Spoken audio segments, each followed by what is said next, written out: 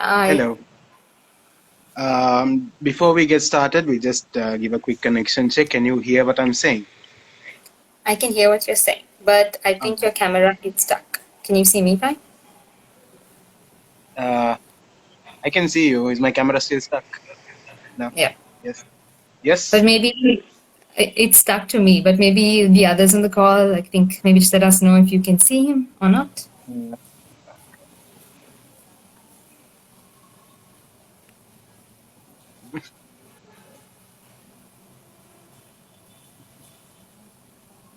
is it still stuck?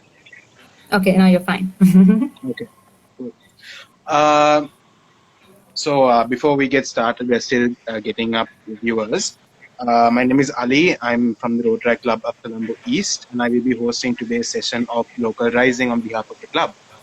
Uh, all right. So we'll give it till another 5 minutes, and then we'll get started on yours. Okay. Okay, sound good.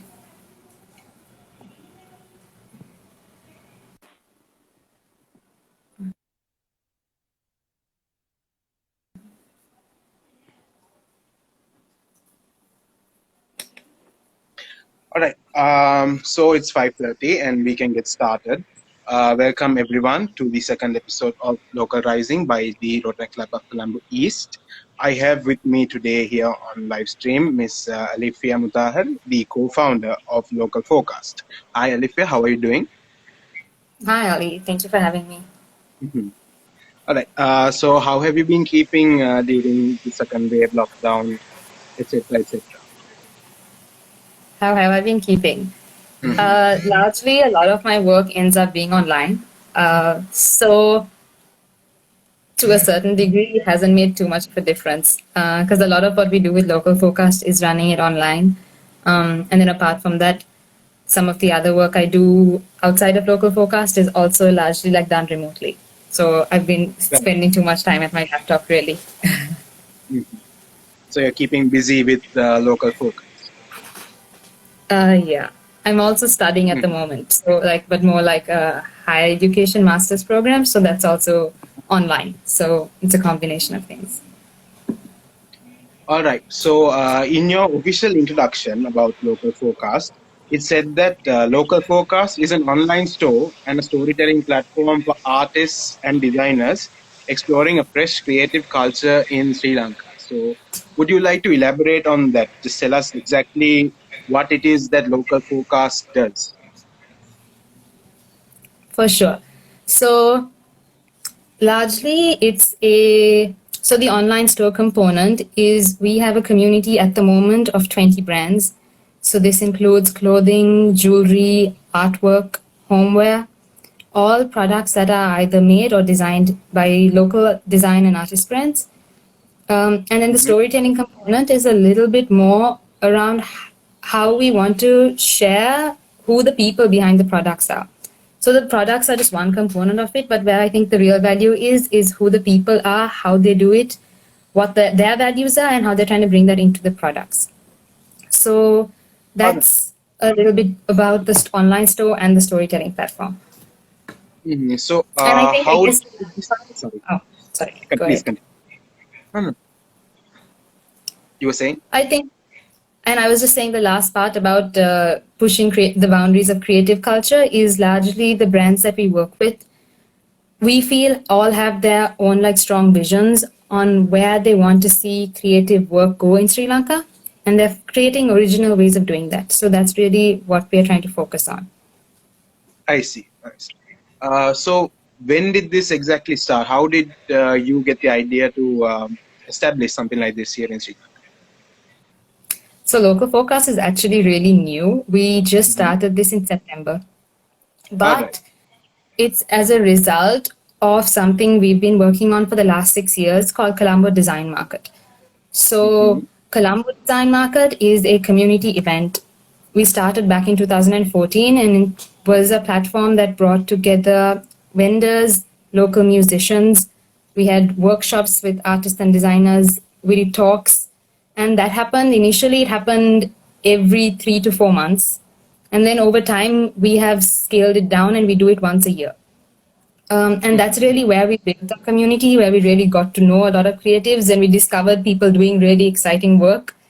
And that's what led to Local Focus, because we decided we wanted to have more of a permanent space that allow people to like continue working and that we could really support them in more ways beyond the event. And that's how Local Focus was born.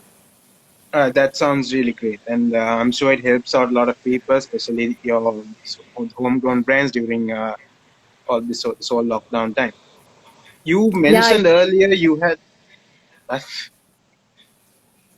Sorry, continue. yeah, you mentioned a little earlier that you had close to 20 different brands partnered up with Local Focus, correct? Yeah. So these brands, you said clothing, jewelry, and other homemade products. Is that right? Homemade is not necessarily what we would, it's a mix. So some of them, there's artwork that's designed by individual artists, or it's like created by artists. There's brands that are designing their own products, but they are making them in different ways. There's a whole range. There's some who work with really small garment factories who are manufacturing for them. But there's a lot of people in clothing who are just working with women who live out of home and are sewing like individual pieces for them. Different things. A lot of like small cottage-based industry kind of productions to a certain level. Right. So where are they all based? Is it like around the country, or are they in one place? How do they approach you? How do they get involved with Local Focus? So of the 20 that we have right now, largely based across, there's Colombo. We have 3 who are based in Kandy. Kolam, which is an art collective, is based out of Jaffna. There's one Moonshadow Naturals, they're based in the south of Sri Lanka. So there's a different spread across the country, but majorly like between the cities. How they've approached us is largely these are brands that we have worked with Colombo Design Market for a long time. So we know what their values are. They understand what we are looking for. And we have like a good relationship with a lot of these people already. So through that, we've been able to we've started working with the brands that we already have good relationships with. So you mentioned values a couple of times. Exactly, what is it that you're looking for in a new partner? Is it something that you can quantify, or is it like the kind of vision they have to go? We've been trying to not quantify it, but like qualitatively try and figure out like what exactly we're also looking for. But it's some of these things that become like hard to put a real like pinpoint word on. Yeah. But if I had to, some of the main things that we're really looking for is people who have a creative vision, a strong creative vision, and their identities are fairly unique to what they're doing. It's like they are using traditional techniques that come from Sri Lanka, or they're using methods that they have spent years on developing and really figuring out this is our style and this is what we want to offer and bring out. So that's like a really strong creative vision. And on the other hand, we also focus, like a lot of the brands we work with largely are really ethical with who they're working with, what materials they're sourcing, who they're sourcing from. So that sustainability angle just becomes like this unsaid thing that we are all like on the same boat with. Right.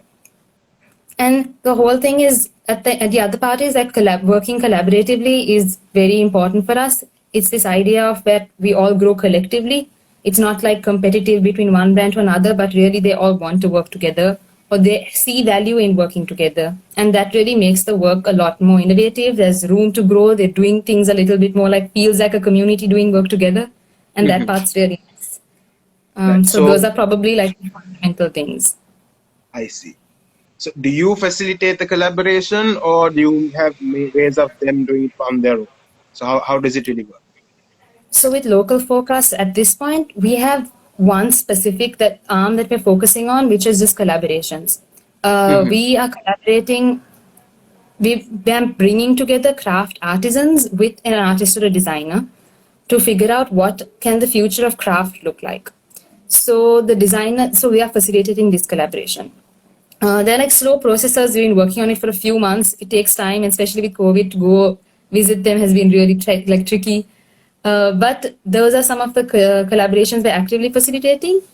But then there's also a few things. Like we collaborated with some of the artists, and we created recently a line of merchandise with the artwork on t-shirts and things. So those are simpler things, but the craft ones are the ones that are really time consuming, and we're really trying to think about what is valuable in the craft. How do we bring in traditional knowledge, but really make it also then like fit into our current ways of how we live. I see. I see.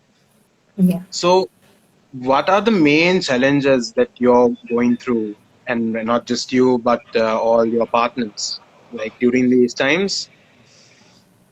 So it's not exactly lockdown, but it's not lockdown either. So how is everyone coping?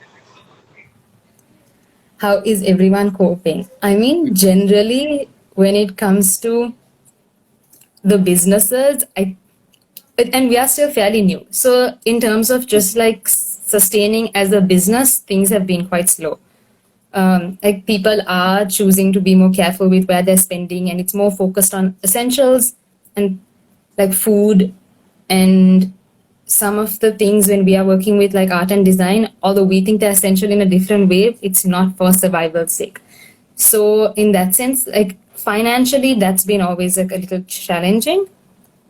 And the other thing really has just been logistics. So, like, say, example, the craft artisan thing, the moment it's like outside of Colombo and you can't really travel anymore, like Yeah. logistics of supply chain, where how are we getting our products, all of that has become a little trickier.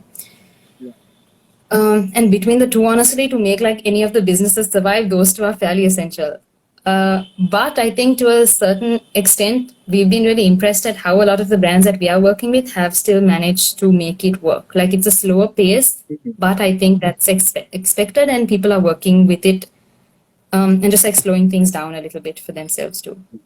I see. So is that all part of the initial vision that you had? So it's like I know that we don't really expect the whole world to shut down like this, but then the track that everyone is going through, are you satisfied with it? Is it better than what you hoped for? Like how? I mean, we did start only in September, so it was well after the Yeah. lockdown, and a lot of this we expect as well. And even with local forecast, our approach has been really just growing slowly. We aren't trying to, and I think that's a little bit more sustainable in the long run for us as well. And for the brands, a lot of them are about growing slowly and steadily. So as long as we feel like what we're doing is done meaningfully, that's still good. Like that's valuable for us. Nice. And I think a lot of our brands feel similarly too. And of course, like we need a certain level of like basic things to be met in terms of sales, but beyond that, we aren't looking to like be the next big thing tomorrow. So the places things have been good. It's given us time to figure out the back end and like learn how to also run a business and things like that at the same time. Right. So in terms of running your business, in terms of sustainability and all that, how could we help you better? As in, not we, as in the Road Track Club. Of course, we are also looking to help in any way we can. But I'm just talking the public, people who are not exactly involved, but who want to be. Who want to be involved. I mean, largely what a lot of the brands need, and I think internally what even small brands have been doing to support each other is just promoting this idea of shopping locally. Like instead of buying on ASOS or instead of buying on eBay and things like that, just trying to remember that if you are giving presents, especially for Christmas this season, or if you are going to buy birthday presents, just look out for brands that you think have shared values that you think are important. There's a lot, like apart from the local forecast, there's things like the Good Market Network has a lot of brands that are well recognized. Now, there's a few others, like even Pendi is another company that we are really like fans of and do similar things, have like similar small brands that are there. So I think just understanding why it's important to buy locally at this time and how it's supporting supply chains beyond the product. You know, it's like the people who are working behind it are also, it's like trickling down in many ways and then impacting others. So just buying locally at this point is the one way that everyone can really support these businesses. I see. And we agree with you. It's quite important, especially during these times. Yeah. And you did mention about the whole festive season. I want to touch on that. What are your recommendations on the creative products we can get during the festive season, especially from the ones who are partnered. You do head to this. Oops. Sorry, I got stuck for a second. I would say there's a whole range of things. So there's artwork, which we've seen has been really popular. People like buying posters, and even we also have them framed options. There's also jewelry, really nice. There's all like smaller self-care packages with body scrubs and face masks, all again like made with sandalwood and local like coconut, lavender, things like that, ingredients. I mean, there's a whole range of things, and they're actually all great for gifting. There's also the gift voucher options. So if anyone's looking to give out good presents this holiday, it's probably a good place to check out. Definitely. So I think the monsoons are starting to set in. So before all our connections just disappear for the night, just one more question I want to ask you. Earlier in your introduction, you did mention that some of your so you mentioned some of your partners are involved in helping the community. I believe you said there was something regarding clothing, or I recall you saying something. So would you like to touch on that? Say that again, Ali. Your voice is breaking up a little bit. Is it clear now? Yeah. Repeat the question one more time for me. Yeah. So you did mention that some of your partners are involved with their activities are more centered around the community that they are in. Yeah. Would you like to touch on that part of it? Okay, so different brands, different ways of how they're working. Okay, so for example, like one brand that we work with, Kooth, she does all natural dyed clothing, and they're all manufactured with like, there's a certain like women who work from home that they work with. So it's like giving them employment too. Urban Color Junkie does batik, and she's been training women to do their own batik and work with her. So they have like the employment that comes out of that. There is, I'm trying to think of the others just off the top of my head. Like even the craft projects that they're doing in collaboration with the artisans, like the artisans are based in Anuradhapura and Polonnaruwa. So then we work closely with them, and it's during this time giving like different angles of beyond Colombo and people who are like living, who don't have as easy access to markets. It's been really beneficial for that. So those are some of the ways. So like this, a lot of the brands on the back end are working with smaller households and smaller production scales. Moonshadow is another great example. They're in the south, and a lot of the women who are working with them in making soap are all from that area. So it's really like going back into the community there and helping them in many ways. Yeah, of course. I can see exactly how this will benefit not only just one people; it's benefiting an entire community. I mean, yeah, very much so. Like, yeah. No, please continue. Yeah, just basically it's like helping them sustain. Then there's their children, there's where the materials are coming from. It's also giving more incentive to use naturally based materials and things like that. So it's like got multiple different benefits to it. Right. So I guess we're done for the day. Thank you again for agreeing to be part of our project. Hopefully it was beneficial to you as well as to us. But before we go, would you like to say anything? Just words of parting. I mean, I think this is something, I think what y'all are doing is great, and like this theme and what y'all are putting out there, especially at this time, is really important, because I do know a lot of brands are really struggling. So this, and it means a lot in terms of like what being able to support local businesses is something that we're using a lot at this point. But like what it means to support local businesses really means like giving people reason to continue doing the work that they do, and giving them, it's so that people can remain independent and do the work that they want to do for themselves and create unique things that you won't be otherwise seeing. So in that sense, like when we say support local, it means like many things. It's not like one thing. So just keeping that in mind. So that's probably like the one thing I'd like to say. Right. Thank you so much for being part of this project. It was a delight having you. And hope everyone watching is keeping safe during the coronavirus, during the lockdowns, and hope you are keeping healthy, staying positive, testing negative, and taking precautions against the storm. Thank you again for being part of this project, and I wish you a very good evening.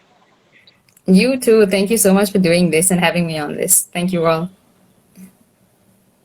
Okay, bye bye. Bye bye.